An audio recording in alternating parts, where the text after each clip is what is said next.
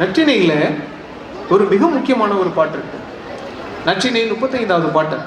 அந்த பாட்டை வழக்கம் போல நம்ம ஆட்கள் தலைவன் தலைவியினுடைய காதல்னு சொல்லிட்டு இருக்காங்க. தலைவன் தலைவியினுடைய காதலும் இருக்கு.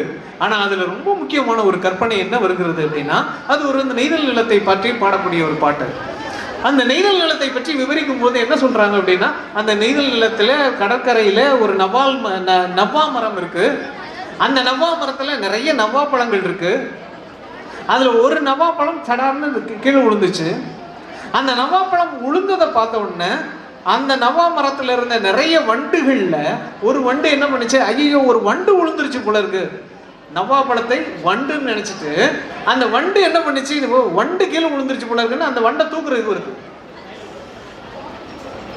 அந்த நவ்வா பழத்தை வண்டு தூக்கிட்டு இருக்கும் போது அந்த பக்கத்துல இருந்து ஒரு நண்டு பார்த்துச்சுட்டு இருக்கான். அந்த நண்டு என்ன பார்த்து, 2 நவாப்பழம் இருக்கு அப்படின்னு நினைச்சிட்டு நண்டு வேகமா ஓடி அந்த வண்டையும் நவாப்பழத்தையும் பிடிக்கிறதுக்கு, இது 2 நவாப்பழம்லாம் கீழே கிடக்கு அப்படின்னா அதை பிடிக்க வருதான். இது 2 நவாப்பழத்தையும் தூக்குறதுக்காக வண்டு வேகமா வர்றதை பார்த்துட்டு, ஐயோ ஒரு வண்டெல்லாம் பிடிக்க நண்டு வருது அப்படின்னு மரத்துல இருந்த அவ்வளவு வண்டும் கீழே ஒரே நேரத்துல சத்தம் எழுப்பி ஒரு பெரிய அலாரத்தை எழுப்பணும். உடனே இந்த சத்தத்தை கேட்டு பக்கத்துல இருக்கிற ஒரு கொக்கு வேகமா ரெக்கை அடிச்சுட்டு பறந்து வர ஆரம்பிக்குது. இந்த ரெக்கை அடிச்சுட்டு பறந்து வர கேட்ட உடனே இந்த நண்டு திருப்பி வளைக்குள்ள ஓடிடுச்சான். வண்டு திருப்பி மரத்துக்கு போயிடுச்சு. நவாப்பழம் கீழே விழுந்துருக்கு. இது மிக அற்புதமான கற்பனை. வண்டு நவாப்பழமாக நினைச்சுக்கிட்டதையும் நவாப்பழம் வண்டாக நினைச்சதையும், வண்டை நவாப்பழம்னு நினைச்சிட்டு நண்டு வர்றதையும் நண்டு பயந்து ஓடுறது இருக்குல்ல, இது உயிர்களின் இயல்பு. இந்த உயிர்களின் இயல்பை ஆதி காலத்துல சங்க காலத்துல அலைந்து திரிந்திருக்கக்கூடிய அந்த குடிகள் தங்களை என்னவாக அழைத்துக் கொண்டார்கள் அப்படிங்கிறது கேட்கும்போது அவர்கள் திரும்ப திரும்ப தங்களை என்னவாக சொல்லிக் கொண்டிருக்கிறார்கள், நாங்க ஒரு பறவை கூட்டம் அப்படிங்கிறது. இதுதான் பெரிய கற்பனை. அந்த விரலியரும் சரி பாணரும் சரி அவ்வளவு நாட்டுப்புற கலைஞர்களும் சரி தங்களை என்னவாக அழைத்துக் கொண்டார்கள் அப்படின்னா, நாங்க பறவை கூட்டம். ஏன் ஒரு இடத்துல நிக்க மாட்டேங்கன்னு கேட்கிற கேள்விக்கு அவர் சொல்ற பதில் தான், நான் பறவை கூட்டம். நான் ஏன் ஒரு இடத்துல நிக்க மாட்டேன் அப்படின்னா, நான் பழுத்த மரத்தை தேடி போய் கொண்டு இருக்கிறவன். அந்த இடத்துல பழுத்த மரம் இருக்குதுன்னா அங்க போய் சாப்பிடுவேன். இன்னொரு இடத்துல பழுத்த மரம் இருக்குன்னா இன்னொரு இடத்துல போய் சாப்பிடுவேன். இதுதான் பழங்குடியின மக்களுடைய வேட்டை சமூகத்தினுடைய இயல்புன்னு சொல்றோம். பழங்குடியின மக்கள் உலகம் முழுக்க இந்த தன்மையை தான் வெளிப்படுத்துகிறார்கள். ஒரு இடத்தில் ஒரு மலையில் நிரந்தரமாக தங்கக்கூடியவர்கள் இல்லை பழங்குடிகள். அவர்கள் என்ன செய்யறாங்கன்னா, எந்த காலகட்டத்தில் எந்த மலையில என்ன கிடைக்கும்னு தெரிஞ்சு அந்த மலைக்கு போறாங்க. அப்ப அந்த மலையில அதுக்கு அந்த சீசன் முடிஞ்சதுக்கு அப்புறம் அடுத்த மலையில என்ன கிடைக்கும்னு தெரியும், அடுத்த மலைக்கு போகிறார்கள். இது வேட்டை சமூகத்தினுடைய இயல்பு. இப்ப வேட்டை சமூகம் தன்னை என்னவாக கற்பனை செய்கிறது அப்படின்னா, தன்னை பறவையாக நினைத்துக் கொள்கிறது அப்படின்னா. தன்னை பறவையாக நினைத்து நிறைய கவிஞர்கள் இருக்காங்க, நிறைய கவிதைகள் எழுதப்பட்டிருக்கு. ஆனா பறவையாக நினைத்து எழுதப்பட்ட அத்தனை கவிதைகளும் பறத்தலை மட்டுமே சொல்லிட்டு இருக்கே ஒழிய எந்த கவிஞனும் ஒரு பறவையாக வாழ்வது பற்றி யோசிக்கிறதே இல்லை. அதை யோசிச்சது அங்க நம்ம சங்க இலக்கியத்தில் வாழக்கூடிய அந்த விரலியர்களும் பாணர்களும் தான் பறவையாக வாழ்வது பற்றி. பறவைங்கிறது பறத்தல் வேலை இல்லை, பறவைக்கு உணவு தேவை. பறவைக்கான உணவு என்ன மாதிரியாக இருக்கும் அப்படின்னா, ஒரு இடத்திலிருந்து இன்னொரு இடத்திற்கு நகர்ந்து கொண்டே இருப்பது. இதைத்தான் அவன் ரொம்ப தெளிவா சொல்றான், பழுமரம் உள்ளிய பறவை நான் அப்படிங்கிறான். இது ஒரு மாபெரும் கற்பனை. இன்றைக்கு நாம ஒரு கட்டு செட்டான வாழ்க்கைக்கு அல்லது நாகரீகம்னு சொல்ற விஷயத்துக்கு பழகி குடும்பமாக ஊராக கிராமமாக ஓரிடத்திலேயே தங்கி வாழ்வதற்கு பழகி விட்டதற்கு அப்புறம் ஒரு பறவையாக வாழ்வதை பற்றி நாம் ஏராளமான கண்டனங்களை தெரிவித்து வைத்திருக்கிறோம். ஆனா பறவையாக இருக்கிறத பத்தி எக்கச்சக்கமான கற்பனை இருக்கு. ஒரு தனி நபராக பறக்கிறதுக்கு தொடர்ந்து ஆசைப்பட்டுட்டே இருக்கோம். ஆனா ஒரு பெரிய பறவை கூட்டமாக வாழ்வதற்கு முடியுமா அப்படிங்கிறது கேட்கும்போது அது ஒரு பெரிய கேள்வி. ஒரு மனித கூட்டம் பறவை கூட்டமாக மாற முடியுமா?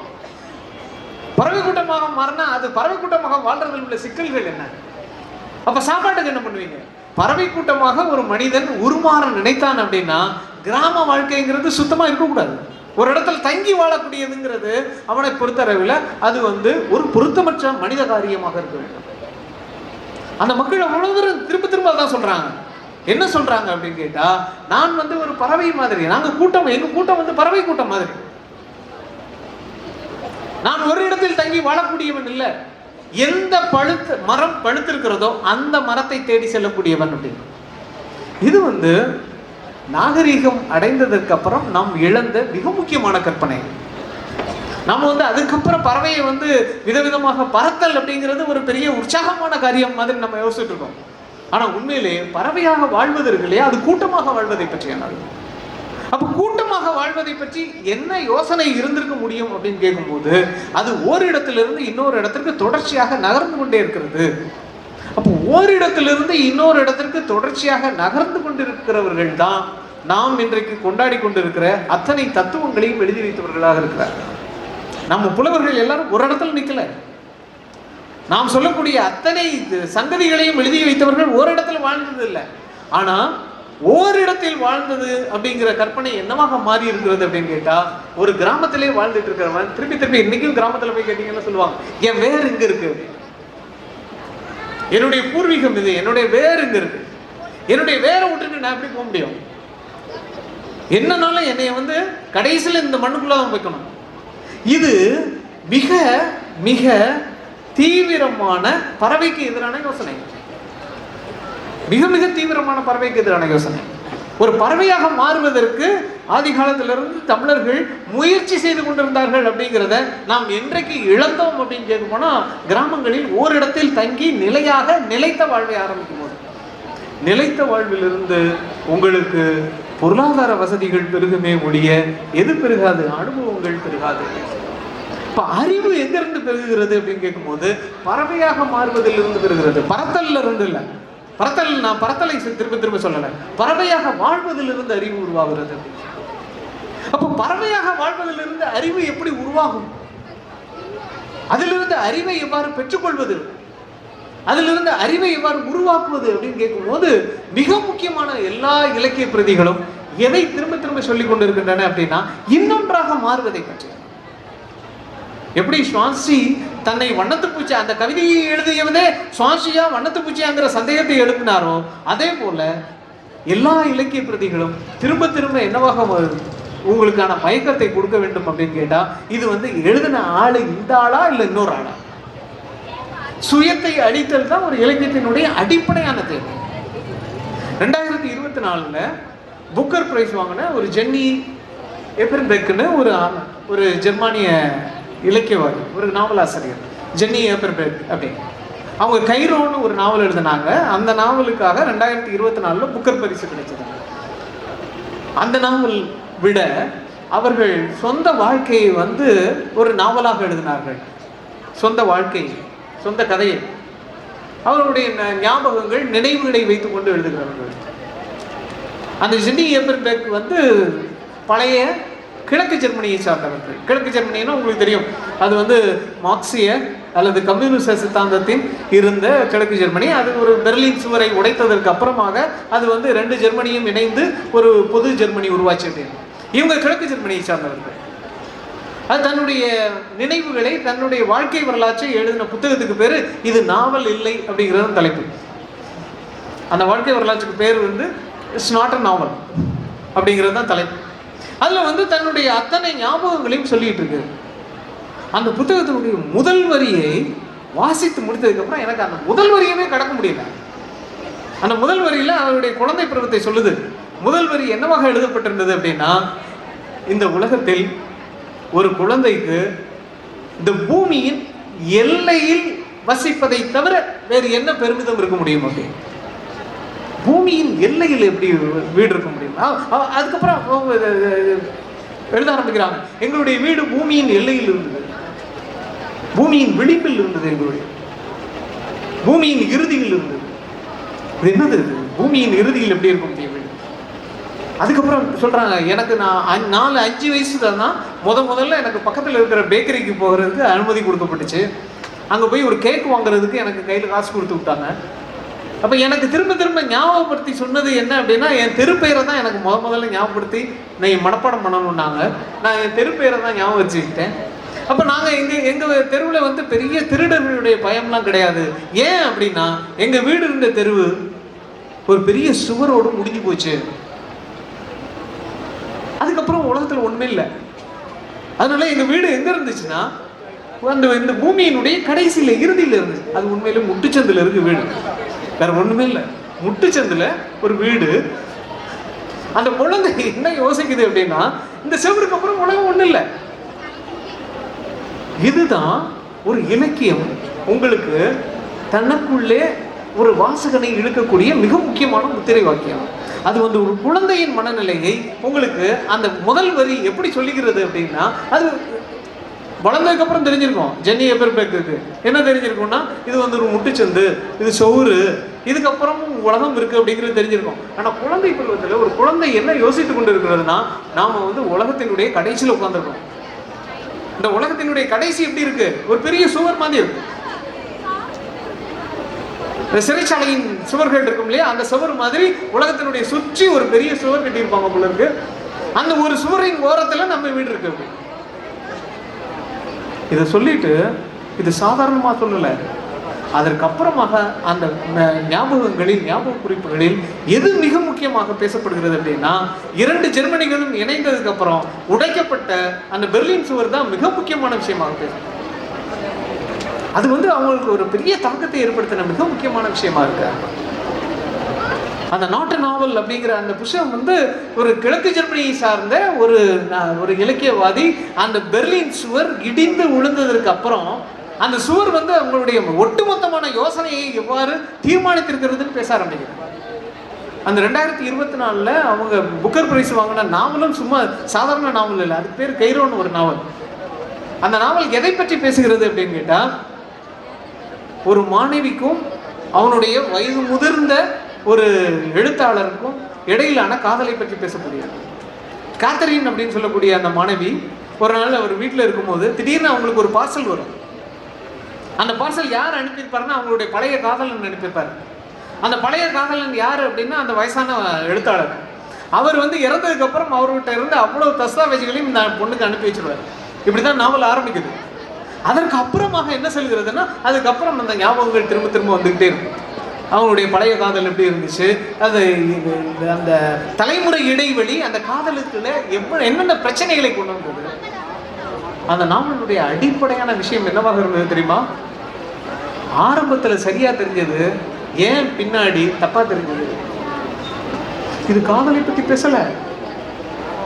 இது வந்து கிழக்கு ஜெர்மனியில் ஆரம்பத்தில் சரியாக தெரிந்த மார்க்சியம் ஏன் பின்னாடி தப்பா தெரிஞ்சதுங்கிற கேள்வியை வந்து திரும்ப திரும்ப விவாதித்துக் கொண்டிருக்கலாம். ஒரு இலக்கியம் இதைத்தான் செய்யணும். ஒரு இலக்கியம் உங்களை ஒரு சிறுவனை பற்றி பேசும்போது அல்லது ஒரு சிறுமியை பற்றி பேசும்போது அந்த சிறுமியின் உலகத்திற்குள் உங்களை கொண்டு போகணும். அது சிறுமியாக மாற்றிவிட வேண்டும். நீங்க சிறுமியா மாறணும். இந்த உலகம் இந்த இடத்துல முடிஞ்சு போயிருச்சுன்னு உங்களை நம்ப வைக்கணும். அதுதான் ஒரு குழந்தையினுடைய மனநிலையில உங்களை வாசிக்க வைக்கிறது. இந்த உருமாற்றத்தை தொடர்ச்சியாக எது தக்க வைத்துக் கொண்டே இருக்கிறது அப்படின்னு கேட்டா, மனிதன் தன்னை வந்து ஒரு பிரம்மாண்டமான உயிரியாக, தான் இந்த உலகத்தை காப்பாற்ற வந்தவனாக அல்லது இந்த உயிர்களை காப்பாற்ற வந்தவனாக கற்பனை செய்து கொண்ட பின்பும் இலக்கியம் அல்லது அறிவு அல்லது படிப்பு உங்களுக்கு எதை திரும்ப திரும்ப செய்து கொண்டிருக்கிறது அப்படின்னா, நீ இன்னொன்றாக மாறுவதற்கான வழிமுறைகளை தான் சொல்லியிருக்கு. அதனாலதான் திரும்ப திரும்ப நம்ம இலக்கியத்தை படிக்கணும்னு சொல்றோம். அதனாலதான் கவிதைகளை படிக்கணும்னு சொல்றோம். அதனாலதான் கதைகளை படிக்கணும்னு சொல்றோம். அதனாலதான் புத்தகங்களை படிக்கணும்னு சொல்றோம். புத்தகங்களை படிக்கிற மனநிலை அப்படிங்கிறது நீங்கள் பறவைகளாக மாறக்கூடிய மனநிலை அப்படின்னு சொல்றோம். ஏன் இவ்வளவு பெரிய புத்தக திருவிழாக்களை எல்லாம் நடத்தி ஒவ்வொரு ஊர்லயும் இதே நேரத்தில் 2-3 ஊர்களில் நடந்துட்டு இருக்கு புத்தக திருவிழா. ஏன் இந்த புத்தக திருவிழாக்களுடைய அடிப்படையான நோக்கம் என்ன? எதற்காக இந்த புத்தக திருவிழாக்கள் நடத்தணும்? புத்தகத்தை கடைகளில் வச்சிருந்தா எல்லாரும் வந்து வாங்கிட்டு போயிட மாட்டாங்களா? இது பழுத்த மரம் இங்க இருக்குன்னு செய்தி சொல்ற விஷயம். இதோ இருக்கு பழுத்த மரம், அதான் அந்த ஸ்டால்ல ஒரு பழுத்த மரம் இருக்கு, அங்க போய் அந்த பழத்தை சாப்பிடுங்க. இது வந்து இந்த நாட்டினுடைய மரபு. இதைத்தான் நம்ம ஆற்றுப்படைன்னு சொல்லிட்டு இருந்தோம். ஆற்றுப்படையில் என்ன சொல்லுவாங்கன்னா, வள்ளல் எங்க இருக்கான்னு சொன்னாங்க. அந்த பழுத்த மரம் எங்க இருக்கு, நான் அந்த பழுத்த மரத்தை பார்த்துட்டு வந்தேன். இது நீ அந்த திசைக்கு போ, அந்த திசையில ஒரு பழுத்த மரம் இருக்கு, அங்கே போய் அந்த கனிகளை உண்ணலாம்.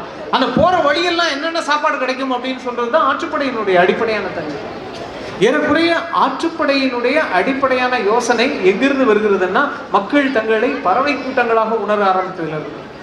இப்போ பறவை கூட்டங்களாக உணர்வது, பறவைகளாக உணர்வது, பறவைகளாக உருமாறுவதற்கு நமக்கு இருக்கிற இன்றைக்கு ஒரே ஒரு வாய்ப்பு என்ன அப்படின்னு கேட்டா, புத்தகங்களை வாசிக்கிறது தான். இப்போ இங்கே உட்காந்துட்டு நான் சொல்றது எல்லாம், நான் இன்னொரு ஒரு சாப்பிட்டு வந்த, நான் ஒரு பழமரத்தின் சாப்பிட்டு வந்த ஒரு பறவை மாதிரி உங்கள்கிட்ட கூவிட்டு இருக்கேன். அந்த பழத்துல, அந்த மரத்துல எப்படி இருந்தது தெரியுமா பழம், இந்த மரத்துல எப்படி இருந்தது தெரியுமா பழம், அந்த மரத்துல எப்படி இருந்தது தெரியுமா பழம். சீனாவில் இருக்கிற பழத்தை பற்றி சொல்கிறேன், நான் ஜெர்மனியில் இருக்கிற பழத்தை பற்றி சொல்கிறேன், நான் இன்னும் நம்ம நாட்டில் இருக்கிற பழத்தை பற்றி சொல்கிறேன். இதெல்லாம் சொல்கிறதுக்கு காரணம் பறவைகளாக அந்த மரத்தை தேடி போங்க அப்படிங்கிறதுக்கு தான்.